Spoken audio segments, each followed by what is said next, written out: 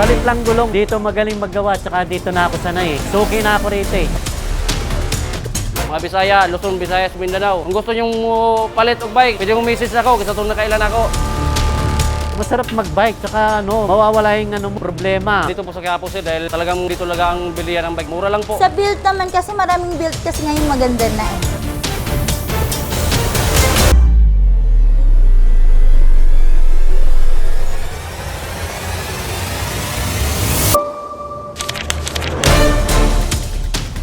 Ayun, matipid sir, exercise, siyempre. At ang mahal na kasi ng gas.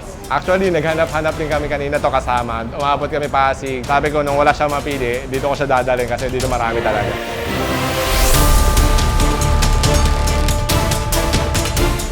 Ano ko to kuya pang work ko kasi siyempre mahal na yung gasolina.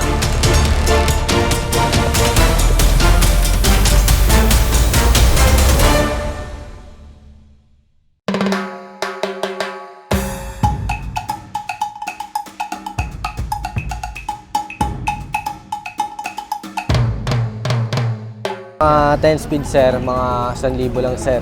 Na Shimano Jory na sir. RD sir, 2300 lang sir.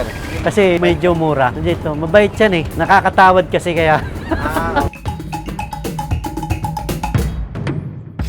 Matagal nang kilala ang Quiapo bilang trading at commercial hub dito sa Maynila. Dahil malapit ito sa Quiapo Church, araw-araw libo-libong tao ang dumadaan dito. Kapag may isang lugar na dinadayo ng maraming tao, mas maraming negosyo ang tumatagal at nadadagdagan. Hanggang sa mangyari yung tinatawag na clustering, kung saan nagsasama-sama ang magkakaparehong negosyo sa iisang lugar. Kapag may isang lugar na dinadayo ng maraming tao, mas maraming negosyo ang tumatagal at nadadagdagan. Kaya ngayong araw, pasyalan natin ang Quiapo. Mura nga ba ang mga bisikleta dito? Meron kaya dito yung mga pyesa na hanap mo?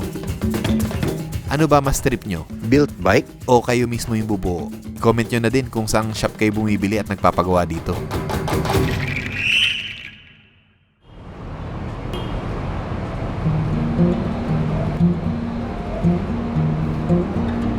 Ito po sir, mountain bike, nakalaga lang po ng 3.5, naka 3x7 po yung cambio, naka disc brake, naka shock na rin. Nagalaga lang po ng 3.5. Dito po sa 27.5, alloy po siya. Naka disc brake na rin, naka 3x8 po yung cambio, 4.8. Totono kasi yung bike ko kaya yung sa shifter po. Ano kasi dito yung mura po. Ano dito eh, parang mababa yung presyo pag Quiapo. Ganun. Mas maganda na yung gawa para sasakyan na lang. Kasi mahal na din yung mga parts ngayon. Pag bumili ka kasi may mga pwesto sila, nagdadagdag ng presyo talaga. Maganda yung isang bili na lang. Pag maganda yung group set, maganda yung takbo ng bike. Pero pag siya, stock, tama lang yung takbo ng bike mo. Yung quality talaga sir, quality talaga. Pero sa brand naman po sir, mas maganda talaga yung mga built bike talaga. Isahan na lang yung bilihan mo. Matibay talaga yan sir. Pero sa paggamit lang, depende lang din sa paggamit po sir. Kailangan alaga po talaga yan. Pag pinabayaan mo lang, ganun talaga. Shock, batalya, pati yung mga pisa nakakabit. Shimano sir, mga naka-Shimano, mga Mountain Peak, carbon, mga Paxter. Meron pa yan sir, may negotiable po yan sir, may bawas pa yan. Sa SAM, nakalaga ng 10.5, alloy po lahat, naka-disc brake po siya, ang bakal niya ay pork na lang po, tsaka rayos. Dito sir, dito naman po sa Rhino, nagkalaga lang po ng 6,000. Dito naman po sa Promax PM18, nagkalaga po ng sir, 7.5. Kung gusto nila sir, kung gusto nila mga orig na pisa, Shimano, meron ning buo na. Kung gusto nila bang kulay, pwede rin magbuo. Pero talagang mag-aantay sila nung anong oras dahil matagal po talaga yung bubuin yung rayos. Siguro sir, palagay natin sir, mga isang oras kalahati o dalawa. Kung gusto nila sir, mag-group sila mga Shimano, Shimano Jury, Shimano Silix, Shimano Qs, at pinakababa po, Shimano Qs. Mas mataas talaga yung Jury tsaka yung Silix. Kailangan talaga kung gusto nyo bumili, pumunta talaga kayo sa mismong bike shop para makita nyo ano yung mga pisa. Sa amin sir, talagang kung gusto mo Shimano po talaga ikabit. Dahil makikita mo talaga yan. Bago na ikakabit, talagang ipapakita sa'yo. Shimano talaga ang mga pisa maganda. Gravel po. Dito po sa gravel po sir, 26,000. Naka Shimano Shagra po. Dito po sa Pinewood Lancer, naka Shimano Sora, nagkalaga po ng 28,000. Pinakamura sa gravel po sir, dito po sir sa Promax PR30. Ito yung pinakamura po. Dati po nito ay 7.5 lang po, pero ngayon talaga, tumaas na po siya. Nagiging 8.5 na po siya. Ito na lang po yung pinakamura, sir. Kulay orange, sir, at Tusik po, 12.5. 12.5. Dito, sir, sa Pro Max PR40, nagkalaga lang po ng 10.5. Ito sir, yung matte black. Sa Gent po, 14.5, sir. Pro Max po, sir, naka Shimano na po siya. Shimano Jury, nagkalaga po ng 14.5. Size po, sir, 29. Dito, sir, sa Paxter, 20 liner din. Nakalotik na po yan. Stock lang po yung pisa niya. Nakalaga ng 15,000. Dito rin, sir, sa Paxter, 20 liner din. Nakalotik na rin siya. Ibang brand po siya. Ito po yung gagaya ng Tusik Brandon. Paxter po siya. Naka 12 speed, naka Shimano po. Halos pare-pares naman ang presyo niya. Yes, sir. Ang presyo po nito, sir, ay 16.5. Sa pinakababa po, sir, na mountain, yun po 3.5. Pero baka lang po yun. Ang kasunod po noon, alloy po 4,000. Kung gusto niyo lang mga lowest price, budget meal lang. Yun, ang pinakababa, 3.5, 4,000, 4.5, 6.5, 7.5, mga folding. Dito po sa mga folding, sa Kugis po, mechanical lang po siya, sir, naka-disc brake. Stock lang po yung pisa niya, naka 1/7. Nagkalaga ng 8,000. Sa Crusta naman po, alloy din po.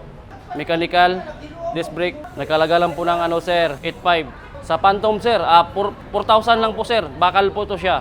Rim brake lang. 16 po, 20 po. Ito lang po yung pinakababa, 16 po. Sa Trins po, sir, bakal po to siya. Mechanical po. Nagkalaga lang po ng 6.5. Sa mga halaga po ng mga 5,000, wala pa pong freebie yun. Pero pag sa 6.5, with freebie na po sila. Katulad dito, sir, mga built bike po ito, sir. Wala ka nang babaguhin na, sir. Alloy na po ito lahat. Air shock po ito. Nakalaga po ito ng 28,000, sir. Medium 20 liner. Mga pambata, ito. Yan, mga pambata, mga 5 years old, 4 years old, pwede na po dito sa size 16. Mura lang.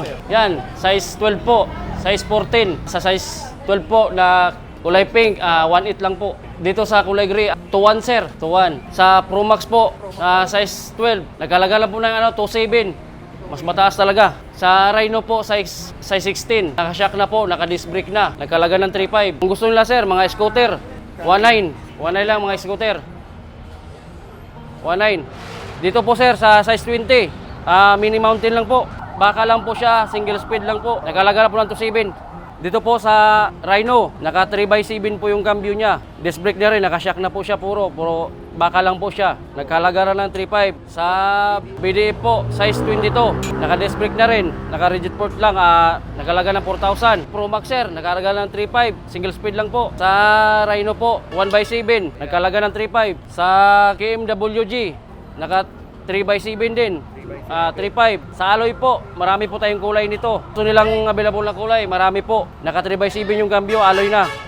Naka disc brake. Punta na kayo dito kung gusto nyo mamili sa Panray Bike Shop.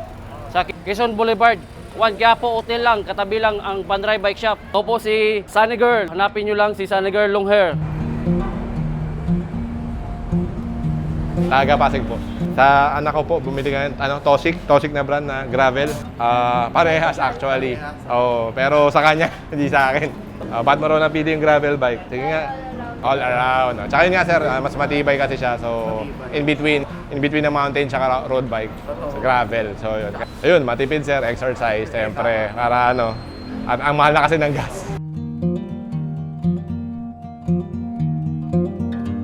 Kami, kasi nagpapagawa kami ng bike. Palit lang gulong. Upgrade gravel bike sa gulong. Dito magaling maggawa, tsaka dito na ako sanay. Kasi medyo mura. Lalo na ngayon, malang ngayon, gas ngayon. Ako po si Ed. Suki ako ng bodega sale dito. Shout out sa mga kabikers ko sa Sunday Club. Shout out sa inyo.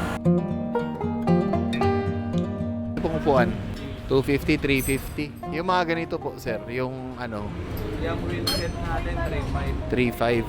Yung bike natin na-assemble, yung Aerowick 27.5, ano na lang yan, 16.5. 16.5. Na to 2,000. 2,000. Ito 2.8. 2.8. 50 ang helmet. 250 helmet. Mga pumpkins na helmet, Oo. knee pads, gano'n din. Adult naman na knee pads, Oo. 300. 300. Pwede rin pang motor to, no, sir? Pwede yan. Pwede rin pang motor yung knee pads. Mga battle natin, 150. 115 battle. Mga jersey, meron din. Jersey. Magkano yung jersey, sir? Jersey natin, 800 yung terno, naka-gel pad na siya. Depende dyan sir, sa mga speed. Ito sir, 11 speed, 12 speed, 10 speed. Sa mga 10 speed sir, mga 1,000 lang sir. Na Shimano Jory na sir. Ano ito mga second hand, sir? Opo sir, may slightly bius sir. Ito mga ano, RD sir, RT. tagti 300 lang sir. 300. Pero original naman yan, sir. Oo sir, Shimano na sir. Ito mga sprocket ito, sir. 700 lang sir. 700. Dito sa mas malaki, sir. Diyan sir, Alotech na kasi yan sir eh. Medyo may price na yan. Oo, 2.5 sir. Diyan sir, mga 1.5 sir. Ano lang sir, 2.3. Ito, sir. Depende sa ano, may brand new, may second hand sir. Yung mga second hand lang, sir. Ano lang sir, second hand 200 lang sir. Sa brand new, mga 400. Alloy yan, sir. Alloy sir. Ito, sir. Stem. May 200 sir, may 300. Pwesto nyo, sir. Diyan lang sir, dito lang, sa tapat ng gap. Tatapat na. Ng TV lang ko building sir. Ayan. Tapat ng ito. Ito yung tapat ng building na so.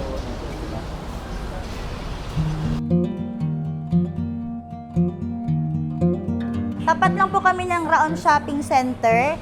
Address po namin 610 Quezon Boulevard, Quiapo, Manila. Cycle Art po kami. Mga nag-range po siya ng 1A to 2.5. Kung gusto naman ng magandang klase na pambata, nagre-range naman siya ng 3.5 pataas na po. Yan, naka-sale yan siya. Meron kami dyang 16.5, 27. Depende din po yan siya sa mga model po. Nasa 2.5. Diyan naman sa wheel set, karamihan kasing naka-sale sa amin, 26 na wheel set. Nasa ano po siya, range starts from 4,000 hanggang 15. Gravel tsaka road po. May gravel kami na rim set for carbon. Meron ding alloy lang. Pag murang presyo lang yung kailangan ni client. Yung budget lang talaga para mabuo lang yung bike na gusto niya. Nag-range naman siya ng 27 and above. Pixie po yan. Tapos yung katabi niyan si Jackal road bike. Yung black, mountain bike carbon frame. MTB. Yung price niya nasa 20. Yung Tsunami nasa 11, yung Jackal 7.5, tapos ito naman 12.5, Sanpid. Yung white. Apo. Yan, nakasale yung, yung Moso namin nakasale po siya ng 8,000. Dati po siyang 18. Nakasale siya ngayon ng 8,000. May mga group set din kami. Meron kaming Shimano, may SRAM. Ito, gravel. Ito, road bike. Road bike. Ito kasi 9 speed. Tapos ito road bike, rim brake. Dalawang klase kasi yung road bike namin. Meron kaming rim brake, meron kaming disc brake. Dalawang klase na kasi ngayon yung ano. Yung ito, 25. Tapos dito naman 30. Hindi, ito yung pang mabilisang takbo. Tsaka hindi siya, pang ano talaga sa race. Meron kaming fat bike, pero isang peraso na lang to. Size 27 po yan siya. Dati po siyang 105.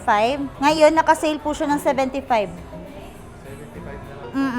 Trek na din po, naka-dropper na po ito. Tapos race face na po yung crank niyan. Hydraulic. Sa mountain bike naman, ito, sa kung budget meal lang yung kailangan niya, ito, meron kaming Viper. Nasa 6,507. Depende sa model. Mechanical lang po siya, for beginners lang talaga muna. Alloy na din yung batalyan yan. Tapos, mechanical yung preno, 26. Meron din kaming pang babae.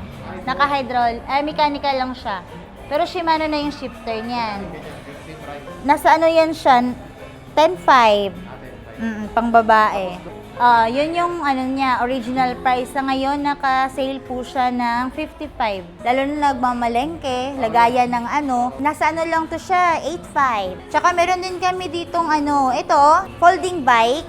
Pwede mo siyang isakay sa LRT kasi yan lang yung allowed na pwedeng isakay eh. Size 20 na siya. Magaan na siya. Yung preno niya hydraulic na. Yung price namin dito nasa 12.5 pero pwede naman siya i-last price hanggang 10.